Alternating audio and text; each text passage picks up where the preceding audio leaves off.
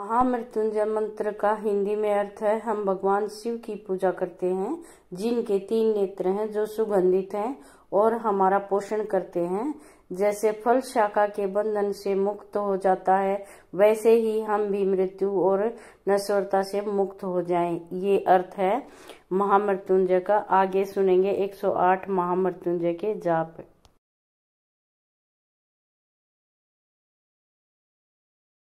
ओम त्र्यंबकं यजामहे सुगंधिं पुष्टिवर्धनम् उर्वारुकमिव बन्धनान् मृत्योर्मुक्षीयमामृतात्।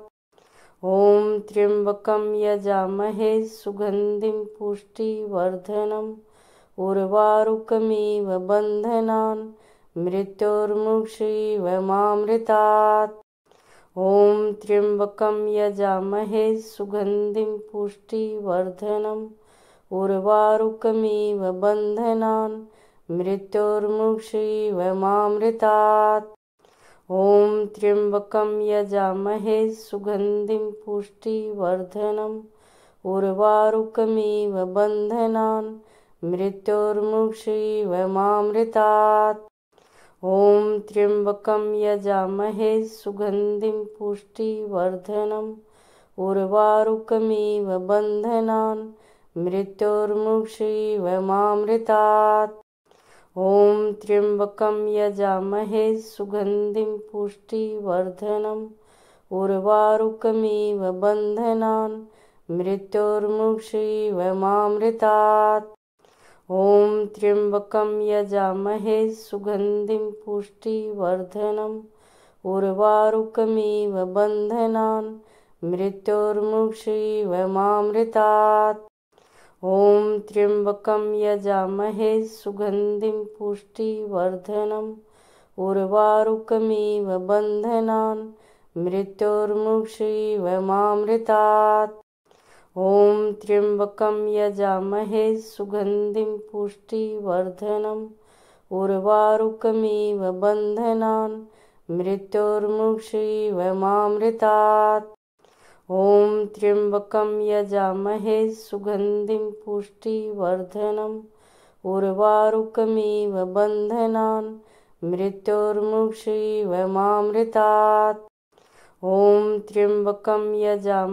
सुगंधिं पुष्टिवर्धनम् उर्वारुकमिव बन्धनान् मृत्योर्मुक्षीयमामृतात्। ओम त्र्यंबकं यजामहे सुगंधिं पुष्टिवर्धनम् उर्वारुकमिव बन्धनान् मृत्योर्मुक्षीयमामृतात्। ओम त्र्यंबकं यजामहे सुगंधिं पुष्टिवर्धनम् उर्वारुकमिव बन्धनान् मृत्योर्मुक्षीयमामृतात्।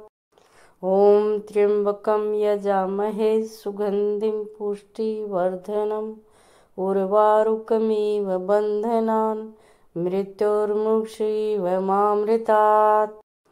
ओम त्र्यंबकं यजामहे सुगंधिं पुष्टिवर्धनम् उर्वारुकमिव बन्धनान् मृत्योर्मुक्षीयमामृतात्। ओम त्र्यंबकं यजामहे सुगंधिं पुष्टिवर्धनम् उर्वारुकमिव बन्धनान् मृत्योर्मुक्षीयमामृतात्। ओम त्र्यंबकं यजामहे सुगंधिं पुष्टिवर्धनम् उर्वारुकमिव बन्धनान् मृत्योर्मुक्षीयमामृतात्। ओम त्र्यंबकं यजामहे सुगंधिं पुष्टिवर्धनम् उर्वारुकमिव बन्धनान् मृत्योर्मुक्षीयमामृतात्। ओम त्र्यंबकं यजामहे सुगंधिं पुष्टिवर्धनम् उर्वारुकमिव बन्धनान् मृत्योर्मुक्षीयमामृतात्। ओम त्र्यंबकं यजामहे सुगंधिं पुष्टिवर्धनम् उर्वारुकमिव बन्धनान् मृत्योर्मुक्षीयमामृतात्। ओम त्र्यंबकं यजामहे सुगंधिं पुष्टिवर्धनम् उर्वारुकमिव बन्धनान् मृत्योर्मुक्षीयमामृतात्। ॐ त्र्यम्बकं यजामहे सुगन्धिं पुष्टिवर्धनम् उर्वारुकमिव बन्धनान् मृत्योर्मुक्षीयमामृतात्। ॐ त्र्यम्बकं यजामहे सुगन्धिं पुष्टिवर्धनम् उर्वारुकमिव बन्धनान् मृत्योर्मुक्षीयमामृतात्। ॐ त्र्यम्बकं यजामहे सुगन्धिं पुष्टिवर्धनम् उर्वारुकमिव बन्धनान् मृत्योर्मुक्षीयमामृतात्। ॐ त्र्यम्बकं यजामहे सुगन्धिं पुष्टिवर्धनम् उर्वारुकमिव बन्धनान् मृत्योर्मुक्षीयमामृतात्।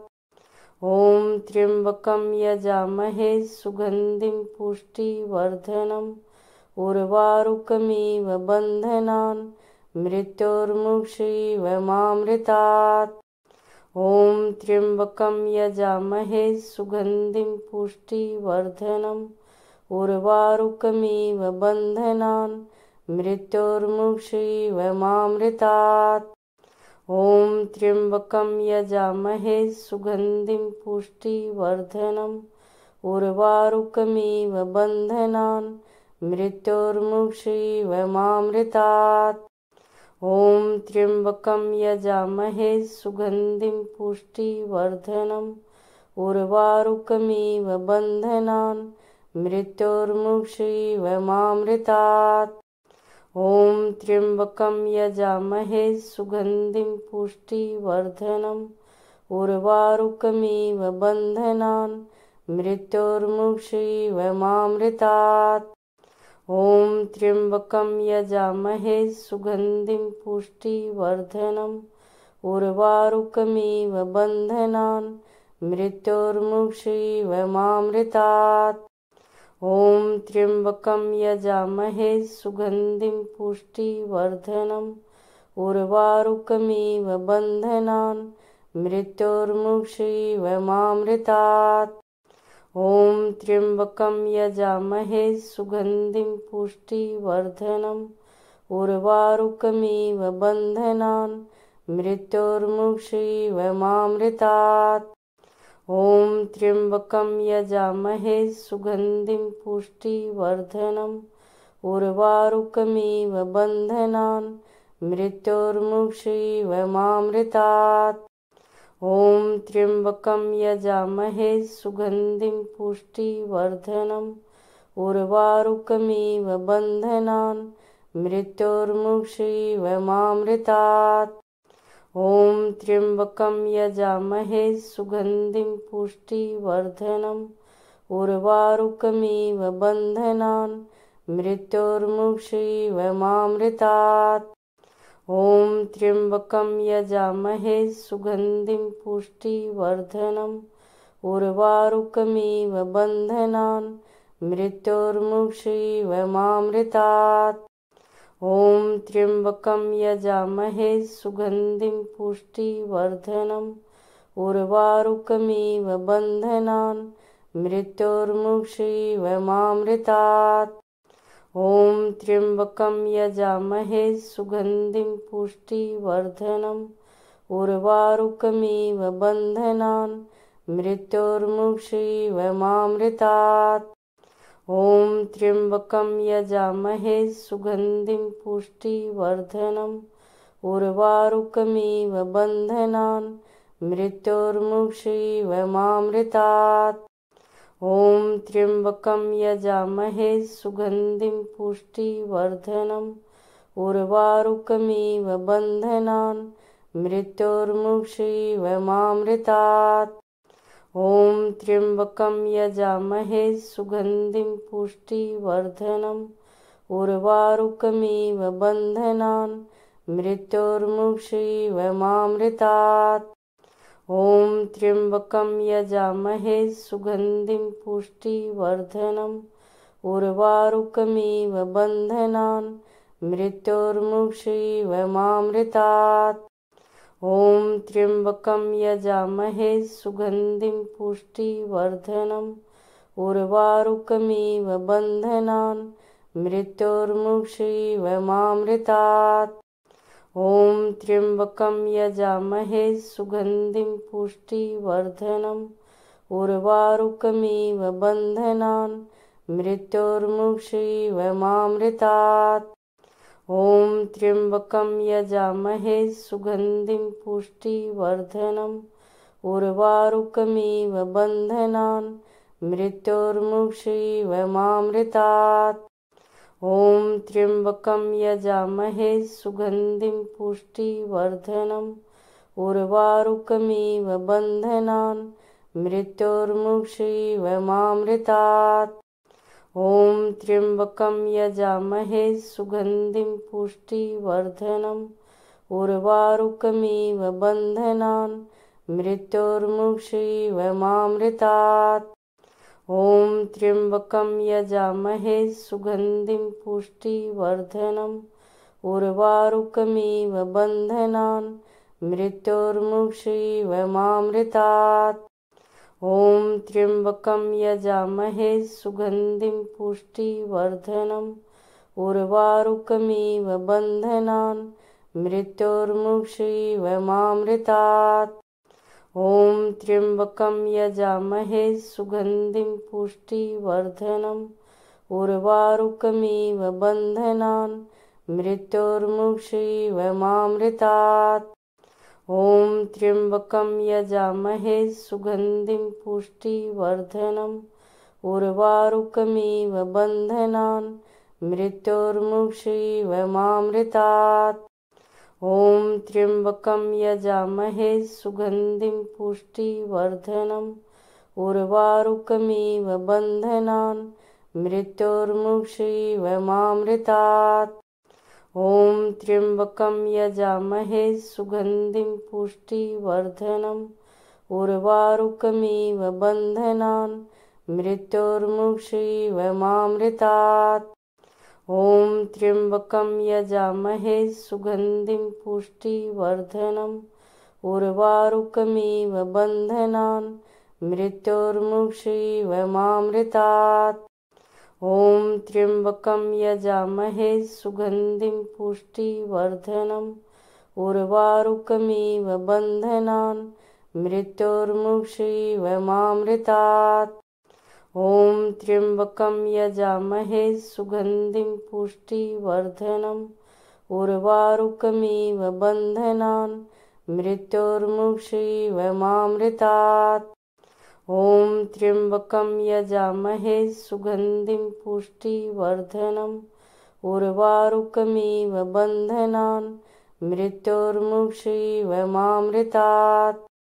ॐ त्र्यम्बकं यजामहे सुगन्धिं पुष्टिवर्धनम् उर्वारुकमिव बन्धनान् मृत्योर्मुक्षीयमामृतात्। ॐ त्र्यम्बकं यजामहे सुगन्धिं पुष्टिवर्धनम् उर्वारुकमिव बन्धनान् मृत्योर्मुक्षीयमामृतात्। ॐ त्र्यम्बकं यजामहे सुगन्धिं पुष्टिवर्धनम् उर्वारुकमिव बन्धनान् मृत्योर्मुक्षीयमामृतात्। ॐ त्र्यम्बकं यजामहे सुगन्धिं पुष्टिवर्धनम् उर्वारुकमिव बन्धनान् मृत्योर्मुक्षीयमामृतात्।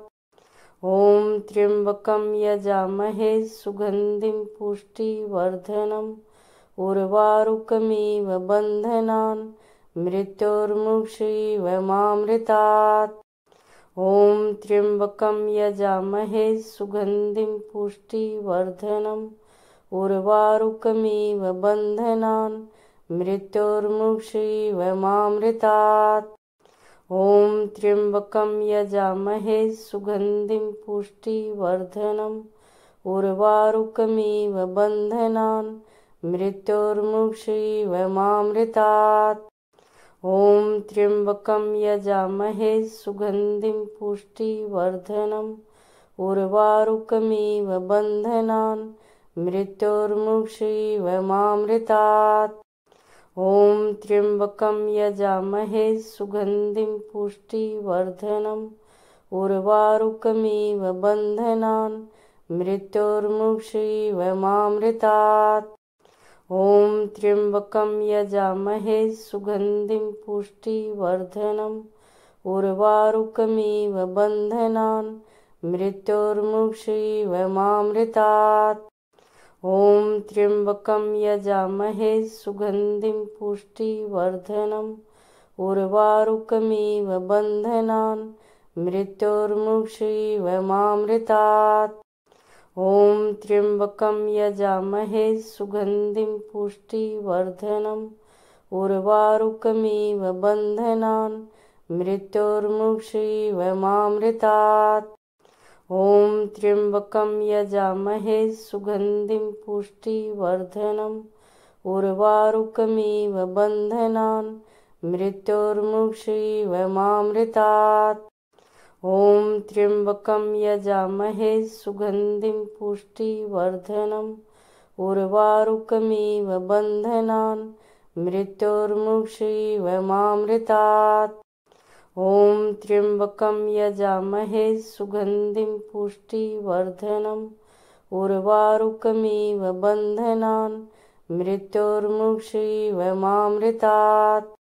ॐ त्र्यम्बकं यजामहे सुगन्धिं पुष्टिवर्धनम् उर्वारुकमिव बन्धनान् मृत्योर्मुक्षीयमामृतात्। ॐ त्र्यम्बकं यजामहे सुगन्धिं पुष्टिवर्धनम् उर्वारुकमिव बन्धनान् मृत्योर्मुक्षीयमामृतात्। ॐ त्र्यम्बकं यजामहे सुगन्धिं पुष्टिवर्धनम् उर्वारुकमिव बन्धनान् मृत्योर्मुक्षीयमामृतात्। ॐ त्र्यम्बकं यजामहे सुगन्धिं पुष्टिवर्धनम् उर्वारुकमिव बन्धनान् मृत्योर्मुक्षीयमामृतात्। ॐ त्र्यम्बकं यजामहे सुगन्धिं पुष्टिवर्धनम् उर्वारुकमिव बन्धनान् मृत्योर्मुक्षीयमामृतात्।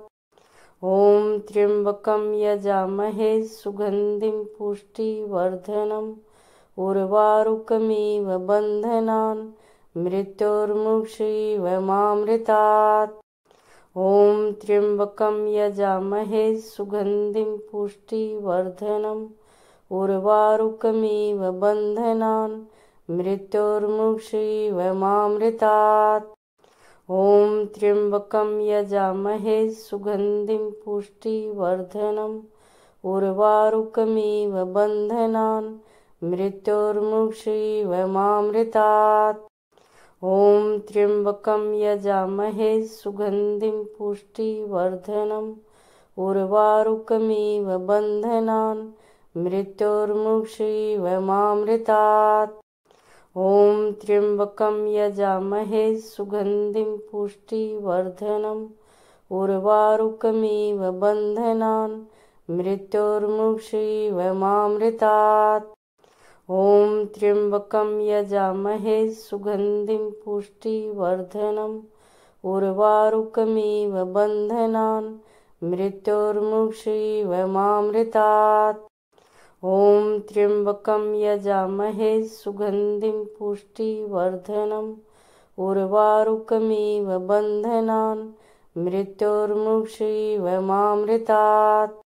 ॐ त्र्यम्बकं यजामहे सुगन्धिं पुष्टिवर्धनम् उर्वारुकमिव बन्धनान् मृत्योर्मुक्षीयमामृतात्। ॐ त्र्यम्बकं यजामहे सुगन्धिं पुष्टिवर्धनम् उर्वारुकमिव बन्धनान् मृत्योर्मुक्षीयमामृतात्। ॐ त्र्यम्बकं यजामहे सुगन्धिं पुष्टिवर्धनम् उर्वारुकमिव बन्धनान् मृत्योर्मुक्षीयमामृतात्। ॐ त्र्यम्बकं यजामहे सुगन्धिं पुष्टिवर्धनम् उर्वारुकमिव बन्धनान् मृत्योर्मुक्षीयमामृतात्। ॐ त्र्यम्बकं यजामहे सुगन्धिं पुष्टिवर्धनम् उर्वारुकमिव बन्धनान् मृत्योर्मुक्षीयमामृतात्। ॐ त्र्यम्बकं यजामहे सुगन्धिं पुष्टिवर्धनम् उर्वारुकमिव बन्धनान् मृत्योर्मुक्षीयमामृतात्। ॐ त्र्यम्बकं यजामहे सुगन्धिं पुष्टिवर्धनम् उर्वारुकमिव बन्धनान् मृत्योर्मुक्षीयमामृतात्। ॐ त्र्यम्बकं यजामहे सुगन्धिं पुष्टिवर्धनम् उर्वारुकमिव बन्धनान् मृत्योर्मुक्षीयमामृतात्। ॐ त्र्यम्बकं यजामहे सुगन्धिं पुष्टिवर्धनम् उर्वारुकमिव बन्धनान् मृत्योर्मुक्षीयमामृतात्। ॐ त्र्यम्बकं यजामहे सुगन्धिं पुष्टिवर्धनम् उर्वारुकमिव बन्धनान् मृत्योर्मुक्षीयमामृतात्। ॐ त्र्यम्बकं यजामहे सुगन्धिं पुष्टिवर्धनम् उर्वारुकमिव बन्धनान् मृत्योर्मुक्षीयमामृतात्। ॐ त्र्यम्बकं यजामहे सुगन्धिं पुष्टिवर्धनम् उर्वारुकमिव बन्धनान् मृत्योर्मुक्षीयमामृतात्। ॐ त्र्यम्बकं यजामहे सुगन्धिं पुष्टिवर्धनम् उर्वारुकमिव बन्धनान् मृत्योर्मुक्षीयमामृतात्। ॐ त्र्यम्बकं यजामहे सुगन्धिं पुष्टिवर्धनम् उर्वारुकमिव बन्धनान् मृत्योर्मुक्षीयमामृतात्। ॐ त्र्यम्बकं यजामहे सुगन्धिं पुष्टिवर्धनम् उर्वारुकमिव बन्धनान् मृत्योर्मुक्षीयमामृतात्। ॐ त्र्यम्बकं यजामहे सुगन्धिं पुष्टिवर्धनम् उर्वारुकमिव बन्धनान् मृत्योर्मुक्षीयमामृतात्। ॐ त्र्यम्बकं यजामहे सुगन्धिं पुष्टिवर्धनम् उर्वारुकमिव बन्धनान् मृत्योर्मुक्षीयमामृतात्। ॐ त्र्यम्बकं यजामहे सुगन्धिं पुष्टिवर्धनम् उर्वारुकमिव बन्धनान् मृत्योर्मुक्षीयमामृतात्।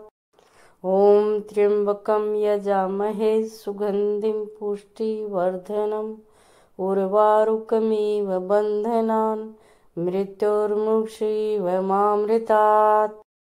ॐ त्र्यम्बकं यजामहे सुगन्धिं पुष्टिवर्धनम् उर्वारुकमिव बन्धनान् मृत्योर्मुक्षीयमामृतात्।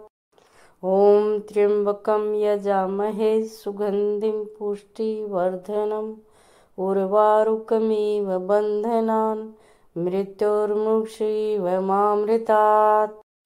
ॐ त्र्यम्बकं यजामहे सुगन्धिं पुष्टिवर्धनम् उर्वारुकमिव बन्धनान् मृत्योर्मुक्षीयमामृतात्। ॐ त्र्यम्बकं यजामहे सुगन्धिं पुष्टिवर्धनम् उर्वारुकमिव बन्धनान् मृत्योर्मुक्षीयमामृतात्।